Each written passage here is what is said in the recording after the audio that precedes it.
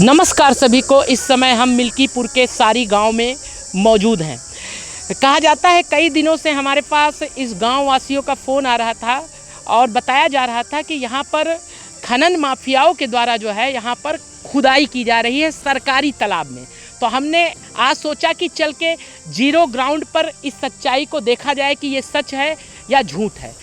अब यहाँ पर हम लोग पहुँच चुके हैं। अब धीरे धीरे नीचे की ओर उतरेंगे और आपको दिखाएंगे जो मानक है, कहा जाता है उस मानक को भी तोड़ दिया गया है और सुप्रीम कोर्ट का आदेश है कि तालाब का संरक्षण किया जाए। लेकिन आप देख सकते हैं तालाब से संरक्षण किया गया है और कितना फीट अंदर तक खोद दिया गया है इस तालाब को कि अगर बरसात में अगर इसमें पानी भरा तो यहाँ पे देखा हम ये भी दिखाना चाहेंगे, मस्जिद भी है, लोग भी बैठते हैं और यहाँ से तमाम लोग गुजरते हैं।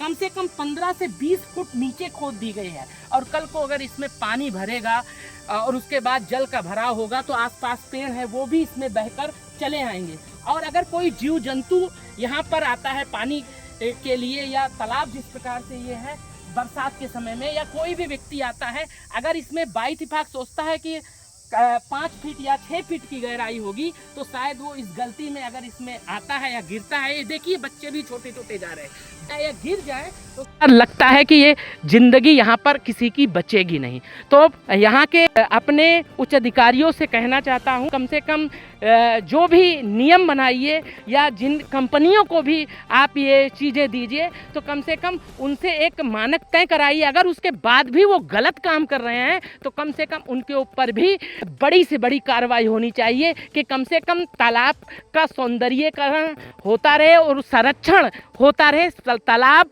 जीव जंतुओं की रक्षा हो सके, जिसके लिए हमारे मुख्यमंत्री जी बहुत ही अच्छा काम कर रहे हैं कि यहाँ पर तालाबों को बचाना चाहिए। और उसके इतने गहरान पे हम खड़े हैं, जूम करके दिखाइएगा जो है कितना क्या ये मानक के हिसाब से है और कितने लेयर में इसको खोदा गया है। 1 लेयर बना है, 2 लेयर बना है और तीसरा, और पेड़ की ऊंचाई भी आप देख सकते हैं। क्या अगर पानी जब बरसेगा या आंधी आएगी तो ये पेड़ बचेगा? वो भी इसी में चलाएगा। आप खुद तय कर सकते हैं क्या स्थिति है।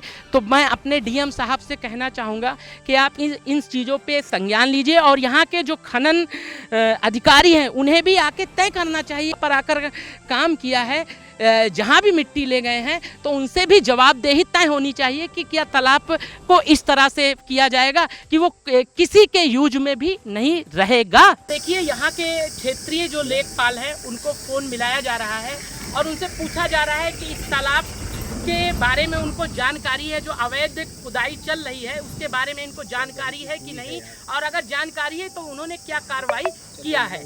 अब नंबर मिलाया जा रहा है और देखते हैं कि वो फ़ोन उठाते हैं कि नहीं। ये देखिए फ़ोन जा रहा है लेखपाल जी को और देखते हैं फ़ोन उठता है कि नहीं। जो है ये देखिए आपको कैमरा पे दिखाएंगे, ये देखिए जो है फ़ोन अभी उठ नहीं रहा है लेखपाल जी का। हेलो हेलो जी, हम अंतरिक्ष तिवारी बोल रहे हैं। ये जो तालाब है गांव में जो खुदाई हुई है, क्या इसके बारे सारी में, तो क्या इसकी जानकारी आपको है कि नहीं है?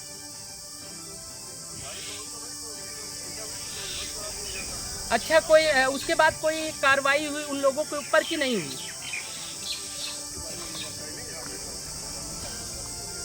अच्छा, तो आगे रिपोर्ट गए, आगे जब कोई कार्रवाई होगी जी जी, बस धन्यवाद। तो इस प्रकार से आपने सुना है लेखपाल का कहना है कि जब हमको जानकारी हुई यहाँ आया और आने के बाद जो है वो लोग कार्रवाई के लिए कानून गो को दे दिए। अब देखना है आगे क्या कार्रवाई होती है। जब कार्रवाई होगी तभी हमें भी आगे जानकारी होगी और तब उसके बाद हम आपको अवगत कराएंगे।